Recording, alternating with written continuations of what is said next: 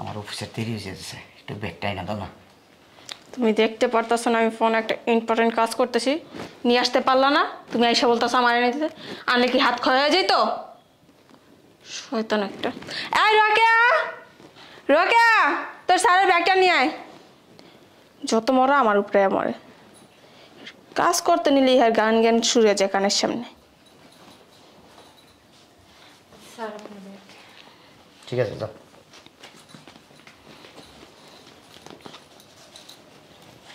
আমার ব্লেজারটাই না দাও না।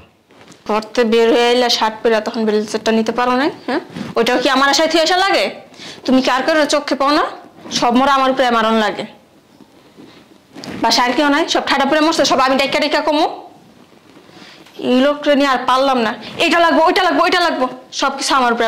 এই রোকেয়া, কই গিয়া মরছে? রোকেয়া, এই তোর স্যারের ব্লেজারটা নিয়ে আয়।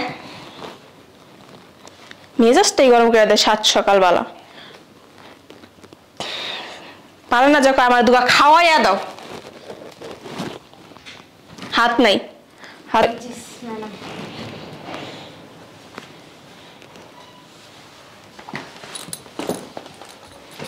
পরে দিবা ব্লেজারটা? আহ কোলালে বইয়া থাকি তোমারে, ব্লেজারটা পরতে পারে না।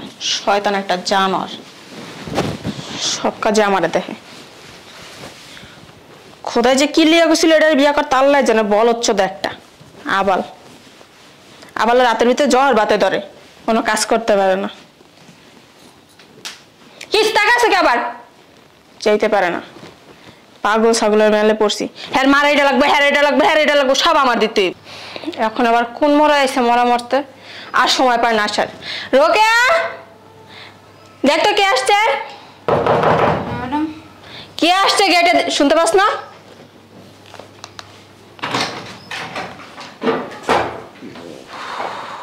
স্যার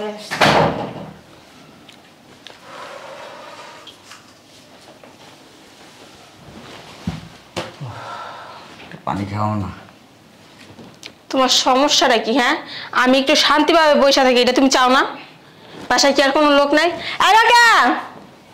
তোর স্যারের এক গ্লাস পানি দেওয়া যায়। তুমি দেখতেছো আমি একটা হিন্দি সিরিয়াল দেখতেছি, তুমি এসে আমার এক গ্লাস পানি দাও না?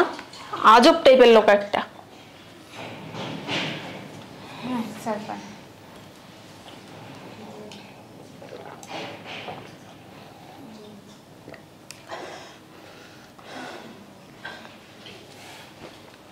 করতেছে, আমার একটু চা অথবা কফি একটু করা করে বানিয়ে দিবা? কানের সামনে এসে কতক্ষণ পর পর যে জ্ঞান জ্ঞান করে মনটা চা মাথাটা ফাটাই দিই। আমি তোমারে বলছি আমি একটা হিন্দি সিরিয়াল দেখতেছি। আচ্ছা, এক কাপ কফি তুমি নিজে বানায় খাইবা, নিতে পারো না? হাত কি খয়া যাবো তোমার? না বাসায় আর কোনো লোক নাই, সব আমার দিতে হইব তোমার কইরা? এই রোকেয়া, এটা আবার কই যা মরছে আল্লাহ জানে। রোকেয়া, হ্যাঁ হ্যাঁ কফি। জানোস কফি লাগবো, তাহলে ডঙ্কারের ভিতরে কেন বসে থাকোস? আমার কথা শোনানোর জন্য? স্যারের কোয়ালিটি হয়ে যেতেছে দিন দিন। যা বেয়াদব একটা। কফি খাবো না, আমার শরীরে কেমন জ্বর জ্বর লাগতেছে, মনে হচ্ছে আমার শরীরে জ্বর আসবে। কাজ করো না, রাতের খাবারটা দিয়ে দাও, খাই ঘুমায় পড়ি। তোমার কি আর কোনো কাম নাই আমার ডিস্টার্ব করা ছাড়া? হ্যাঁ, আমি এই জিনিসটা বুঝি না। বাসায় কি আর কোনো মানুষ নাই তোমার খাবার দেওয়ার জন্য? আমি কি তোমার বাসার বান্দি রানমু বানমু তোমার মুখে তুলে দিমু খাবার?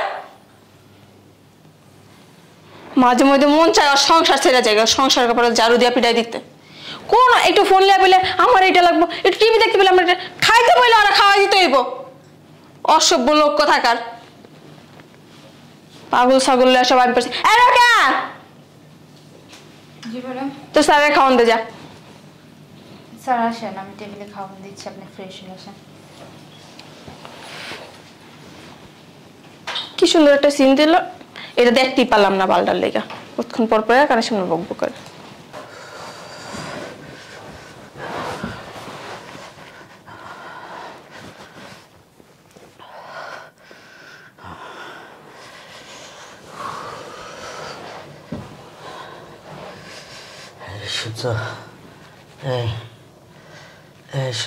সমস্যা কি? ডাক্তার কেন?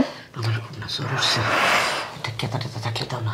মাত্র ঘুমটা আসলো, কি সুন্দর কাঁচা ঘুমটা দিচ্ছে ব্যাংকা। তুমি জানো না আমার কাঁচা ঘুম ভাঙলে মেজাজ গরম হয়ে যায়? হ্যাঁ, খেতারে নিয়ে নিতে পারো না?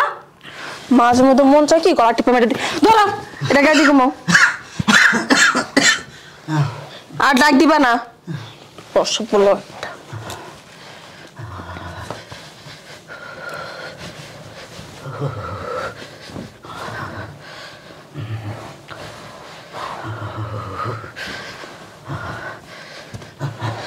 আই শোনো, আমি বাবার বাড়ি গেলাম। শোনো, বাবার বাড়ি যেতেছ, আমার এত জ্বর, আমি এত অসুস্থ, আমার ফালায় রেখে যেতেছ। আমার কখন কোনটা লাগে না লাগে তুমি তো জানো, তুমি তো আমার বউ। তুমি এবার আমার ফালায় রেখে গেলে আমার কষ্ট হইব খুব। তুমি কি চাইতেছো? তোমার সাথে থাইকা থেকে আমি নিজে অসুস্থ হয়ে পড়ি। এখনকার জ্বর ভালো না, ভাইরাস জ্বর। এটা দেওয়া যাবো তোমার থেকে আমার গায়ে পড়বো। ওইটা বাবু আমি চাই না, আমি যাইতাছি গা। তুমি যখন সুস্থ হয়ে ফোন দিয়ে আমার সংসার আমি আয়া পড়বো সাইলাম। ওই আসো না দেখাশোনার লেগে, ওই দেখবো। আর কি মাসে মাসে বেতন বসা দিব নাকি? শোনো না, কি? আমি তোমারে খুব ভালোবাসি। ওই যে ভালোবাসাটা আসা জেনে আছে অনেক থাক, সুস্থ হয়ে তারপরে ফোন দিও, তারপরে আমি এই সাথে তোমার ভালোবাসবো। হ্যাঁ, আল্লাহ হাফিজ। ম্যাডাম যাইতেছেন কাল স্যারের রেখা? তুই শুনতে পাস না আমি কি বলছি? হ্যাঁ, স্যার তো অনেক অসুখ, অনেক জ্বর উঠছে। ডাক্তার দেখে ওষুধ আনবো, খায় সুস্থ হয়ে যাবো। তো তার কাছের মানুষ যদি তার পাশে না থাকে তাহলে কেমন না? তুই কি চাইতেছ ওর লগে থাইকা থাইকা না আমিও মরি? এটা ফোন দিয়ে করছো দুজনে মিলা। তুই আসো, তুই সেবা যত্ন করে সুস্থ করে তোর, তাই লিখবো। এত 10 জন লাগে না একজন থাকলে করার মতো। বাল পাক না একটা।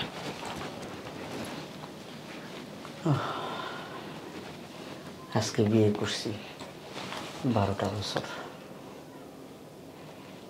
স্ত্রীর যে কর্তব্য স্বামীর প্রতি, সে কোনোদিন পালন করল না। রোকেয়া, জি স্যার। তুই তো আমাদের বাসায় অনেক দিন ধরে কাজ করস, তাই না? তোর তো এই দুনিয়ায় কেউ নেই, বাবা মা ভাই বোন। তুই একটা কাজ করস না? আমি তোর একটা কথা বলবো, বল রাখবি আমার কথাটা? হ্যাঁ ভাইজান বলেন। তুই যেহেতু আমার সব দেখাশোনা করস, আমার সব দায়িত্ব পালন করস, তুই আমার বিয়ে কর।